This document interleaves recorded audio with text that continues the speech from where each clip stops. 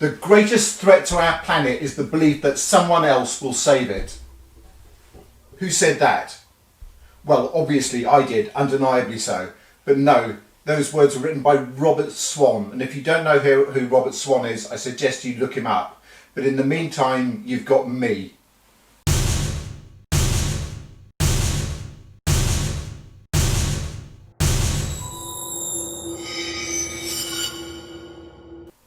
The future is not bright. It's not bloody orange. It is dark. This pandemic that we are living through right now, that has disrupted so much of our lives, is going to be like a walk in the park on a chilly day without a coat compared to climate catastrophe. And climate catastrophe is coming. We have 7 years before climate change becomes irreversible. Do you even understand what that means to you, to your family, to my family, to your children, to your children's children, to life on this planet? We have to start making changes to our first world privileged lifestyles now. Now. What is your government doing about it? What are big corporations doing about it? What are oil companies doing about it? What are supermarkets doing about it? Supermarkets who wrap fruit and vegetables individually wrapped in plastic. What are they doing about it? And what are you doing about it? Why aren't people angry about this? 7 years. 7 years. The reason people aren't angry about this generally is because they are oblivious to this. And if you are oblivious to this, then this video is for you. I put out a video every week, and I don't mean to patronize you. I put it out to enlighten you. And if you are enlightened, I put it out to inform you. And if you are informed, I put it out to put this at the top of your agenda. And if this is at the top of your agenda, then I put this out so that you can share it and enlighten other people. Because governments, corporations, supermarkets won't change unless we force them to. Because the biggest threat to this planet is the belief that somebody else will save it. Look, I just said it again. It's worth saying and repeating. We all play a part. We all play a part. So today I'm going to be covering all the things I've learned in the last 9 weeks. So if you've seen all my last 9 videos, you might want to skip this, or you might not. There'll be still some interesting stuff here. If you haven't seen my last 9 videos, this is a good way to find out which videos you'd be interested in seeing and which ones you want to skip. But before we get started, I just want to read this quote to you. It's from George Monbiot. I think that's how you pronounce his name. Guy is an absolute genius. And if you're watching this, George, do let me know how I pronounce your name. I doubt whether you are. But anyway, admire the person with consistent principles. Beware the person with consistent facts. I love that. I'm not sure why I'm telling you that. I just think it's a brilliant quote. We are heading for climate catastrophe, and we all have to act. We all have to change. Let's not wait for government to tell us to change. We can do it because we care. So, let's get on with it. So, first up is a Lacie, a big dock, which is a storage solution. A storage solution which came to me, which I needed a storage solution for my data. These videos take up a lot of space. So I bought a storage solution, Lacie. And when I got it, when it arrived, it had 4 different plugs. I'm not just talking about the plugs, I'm talking about the leads, the whole thing.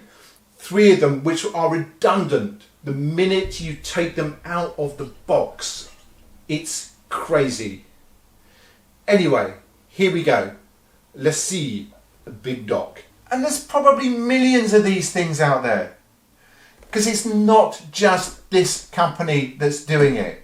So what can you do? Well, actually, probably the best thing you can do is to share this video and build awareness of this, because these corporations will not change. They will continue to shave pennies off their bottom line whilst destroying the environment until legislation tells them they can't do it anymore. So if you haven't seen that one yet, it's worth a watch just for the entertainment, I think. But on this next video, week 2, Stardust, I watched a video of a guy called Kenneth Copeland. Now, Kenneth Copeland is some sort of batshit crazy evangelist preacher in America, and I wanted to study how these guys did it. So I watched 2 or 3 videos of this guy, and then did my version of it as the intro to this next video, which is about glitter and not having glitter in your home at Christmas. So if you are watching this before Christmas and it's not too late, don't buy glitter. That's the message. It's really bad for the planet. So do watch it if you get a chance, and it's certainly not too late to learn these things for next Christmas. But in the meantime, you know, hats off to Kenneth Copeland. It was emotionally exhausting to put that kind of effort into the batshit crazy preacher intro. So if you get a chance to watch it, do. The subject matter is very serious, but I hope you watch it. You wouldn't let Gary glitter into your house at Christmas, especially not if you've got children. So this Christmas, don't let glitter into your home. Whether it's conventional plastic glitter, eco glitter, biodegradable glitter, or bloody Gary glitter, choose instead Stardust. Stardust is the building block of all life on Earth today. It's invisible, it's beautiful, and it connects us all. You don't need glitter. Christmas, for most of us, whether you're religious or not, is about getting together and connecting with friends and family. And for that, you don't need glitter, you need Stardust. So, week 3, SUVs, where I try and alienate what's left of my friends. So the message is, if you have an SUV and you don't need it for your job, you don't have a farm, you don't have a horse, you don't have a boat, you've got to ask yourself why you have that car.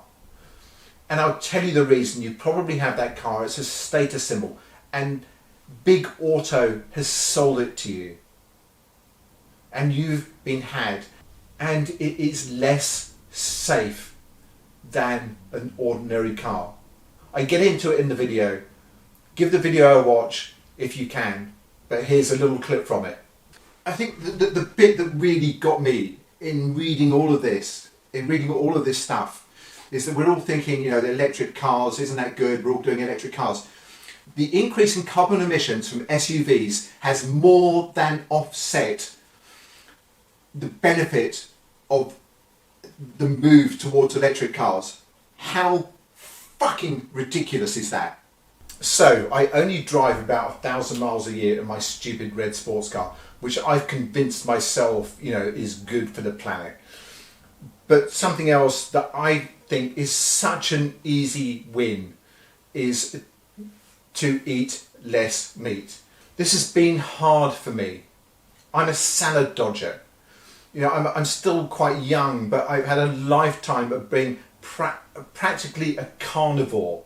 So I'm trying to eat less meat. I started off by just trying to do like 1 day a week where I didn't eat meat. Now I'm doing like 2 days a week, and I think I will extend that. But one of the things that I've been trying to do is is use meat substitutes. So what I did is I cooked my girlfriend spaghetti bolognese using TVP mince.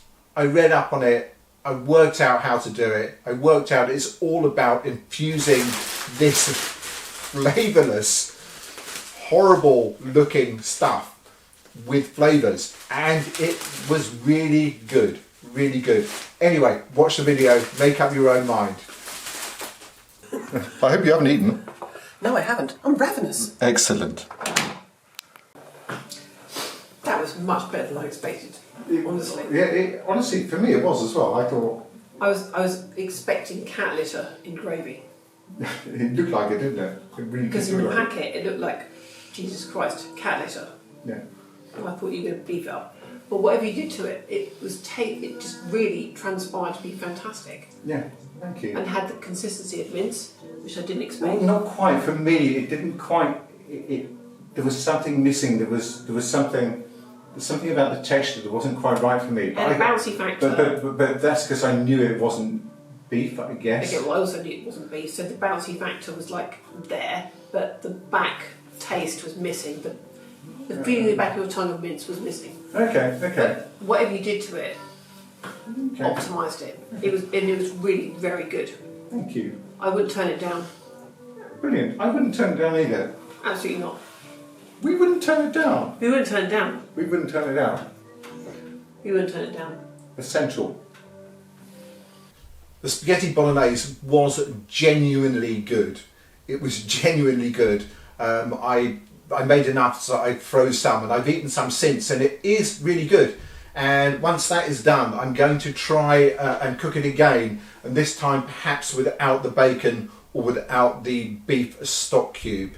We're going to get there. Then I'll be eating a fully vegan spaghetti bolognese, and then I'll be able to feed my son, who became a vegan after doing Vegan January last year. It's a bit too much for me, but I'm working on it slowly, and that is what this is about.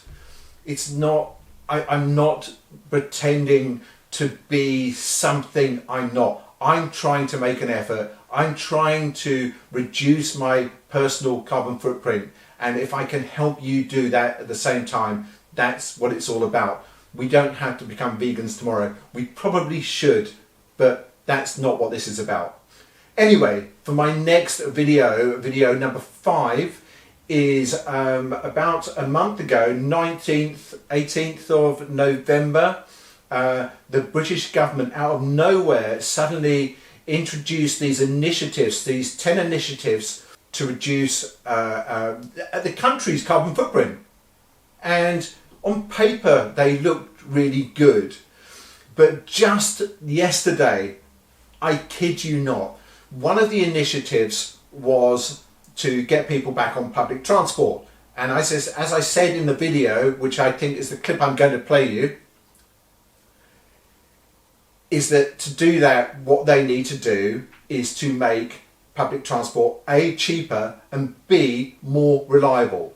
Well, what they've done, they've just announced, this is like 5 weeks later, that the first time in 8 years, they're going to put the cost of train travel up by 2.8% above inflation. So it's ridiculous. They're just words. This is bullshit. It's bullshit. How can you say that one of our initiatives is to get people back on public transport and then for the first time in 8 years put the prices up above the rate of inflation? It's crazy. Anyway, what I'm going to do is I'm going to do videos on each of these 8 initiatives that I talk about in this video later on and get into more detail on them. But here's a quick clip. If you want to get people back on public transport, you need to make it more reliable, and you probably, especially with trains, you need to make it cheaper. I travel by train as much as I possibly can, but I'm not everybody. For everybody else, you need to make it cheaper and more reliable. So that's where your incentives should be. And I really do hope that after COVID, that people will start to embrace public transport a little bit more. Now, but seriously, watch this space. Watch this space. I will be doing more videos on these specific topics. The fact that the government have already they've said these words a month ago and then they've done almost the exact opposite a month later. So it'll be really interesting to follow these ideas up during the course of the year and just to see what they have done and how much of it is greenwashing. But let's go on the next one. The next one is do you own a personal Yamaha or Dyson vibrator? If you do, a rechargeable battery will last you 4,000 times longer than a single-use disposable battery. I'll leave it there. This is week 6. Let me play you a short clip from that video right now. I want you to swap these things, these batteries, these single-use. It says industrial strength on there, and I believed it. But do you know what? There is no law that says they can't put industrial strength on there. It doesn't mean anything. It's like when they have a pro phone. What do you mean a pro bloody phone? What is it? Only professional people can use it. You've got to have, my job is as a phone person, so therefore I can use a pro phone. Industrial, pro, it's all bullshit. This is bullshit. Use these. That's what you can do. But if you're going to continue to use this shit, make sure you dispose of them correctly. And shame on you if you still are using this stuff after watching this. This Christmas, give somebody the gift of a multi-charger and a stack of rechargeable batteries, AAs and AAAs. So, single-use batteries. If you don't use single-use plastic bags and you understand that, then don't use single-use batteries either. Get rechargeable batteries. You will save money and you will save the planet. Anyway, let's move on to the next video, video number 7, Ferrero Rocher. Do you know when you buy a box of Ferrero Rocher chocolates, 45% of the weight is the packaging, and of that only 11% of that packaging is widely recycled. That means the rest of it you have to take to specialist recycling. Now if you're not doing that, then you are part of the problem. If you're buying Ferrero Rocher, you're part of the problem. Don't buy those stupid plastic boxes anymore. But before we get into this next video, I just want to say a big thank you to my friend. You know who you are, for designing my new logo, which we used for the first time on this video. Thank you so much for that. I think it's absolutely amazing. Hopefully you do too. Anyway, let's get into a quick clip from the Ferrero Rocher video. Video number 7. Here we go. Plastic that will last hundreds of years. You know, plastic was invented in 1907. Nobody has lived long enough to know how long plastic empirically lasts. We don't know. We think it's going to be hundreds of years. So four times the weight of the Eiffel Tower every single year is going to outlast you, your children, your children's children, your children's children's children, your children's children's children's children's children's children's. And that's okay? That's not okay. That is not okay. So if you haven't watched the Ferrero Rocher video, do take a look. But the message is, don't buy boxes of chocolates generally for Christmas. They're all over packaged, and the average is 25% packaging to 75% chocolates, and they've nearly all got plastic in them. I understand that, actually I just read this morning that Cadbury's are planning to phase out those plastic things that you get in chocolates, which is amazing. More information on that. But in the meantime, if you want to do something special for Christmas, if you want to buy a box of chocolates, because I know that it's the theatre, isn't it? It's a theatre of these things. They look lovely. Look at them. You know, there's 20 chocolates in a box that you could fit 50 into. But it's all about presentation. If you want to present chocolates that are really beautiful to somebody, go to an independent chocolatier. They don't use the same sort of packaging. So that's my advice on that one. But let's move on to the next video, which is Christmas trees. And this one is really quite contentious. And I sort of did it at the last minute because there was all these things coming up as there are this time of year on, are plastic trees better or worse? And I thought I would properly research it and find out. And it was really fascinating to do. I don't want to spoil the video for you in case you were going to watch it. You'll probably wait till next year before you watch it anyway now, because it's too close to Christmas. Everybody's got their trees. If you buy a Christmas tree that has grown to 6 foot, it's absorbed 20 kilos of carbon from the atmosphere in its life. If you dispose of it correctly, and one of those ways of disposing of it correctly, bizarrely, is to burn it, you're only putting back into the atmosphere 4 kilos of carbon. So, every time you buy a Christmas tree, assuming you buy it locally from a Christmas tree farm that is sustainable, then you are helping the planet every single year by 16 kilos. So that's a good thing.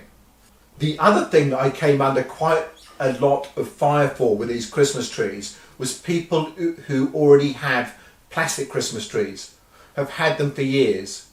And I didn't say it in the video, but I'm saying it now. If you have a plastic Christmas tree, hold on to it. Hold on to it until it's absolutely no good, until it's so bad that you have to get rid of it, and then get rid of it. But when you do get rid of it properly. And then, if you can, if you don't have allergies or any of those kinds of problems to a real Christmas tree, really get yourself a real Christmas tree. Anyway, I don't think any of that was actually in the video, but here's a short clip. So, in conclusion, the message is clear, it's so clear. Don't buy fake trees. You don't have to buy fake trees. Don't buy them. Let me just be really, really clear about this. Don't buy plastic trees, that's the message. So, there we have it. Christmas trees are actually good for the planet, particularly if you dispose of them in the right way. And that's not putting them in landfill, in case you haven't actually seen the video. Don't send them to landfill. That is bad. Burning them is actually better, believe it or not. Anyway, watch the video if you have a moment. But in the meantime, let's go to our last video, which is about Nestle. They're the largest food and beverage company on the planet, and they're probably one of the worst companies also on the planet. Don't take my word for it. Watch the video if you have a chance. Most of it's on there. I will probably do more on this company at a later date. But anyway, here we go. Video number 9, Nestle. This week's video is supposed to be about Nestle chocolate. But once I started researching this company, it was like going down a rabbit hole. They are toxic. I'm going to try and remain on script here, but bear with me. And these people don't care. They don't care. Make them care. Stop buying their products. Please don't buy any Nestle chocolates this Christmas or ever. And please educate yourself on which products are made by Nestle and boycott them. So I hope you enjoyed those 9 short video clips from my last 9 weeks as a climate active videoist. if you care about this stuff, and you should, please do subscribe to my channel. It's free to do so. And if you press the little bell button as well, you'll get notified every time I put a video out, which is every Thursday. Although, to be honest, I'm not sure if I'm going to be able to do one next week. It's Christmas week. You've probably got better things to do than watch a video of me, or not, I don't know. But anyway, I may or may not do one next week. But I'll certainly be back in the new year with a vengeance, because there's so much more to talk about. So hopefully you will see me then. And thank you for watching. And if you liked the video, please do hit the like button. That would be wonderful. And comment. I'd love to hear your views. I'd love to know what you think. Good or bad. Just let me know. Thank you, and Merry Christmas and a Happy New Year. Thank you.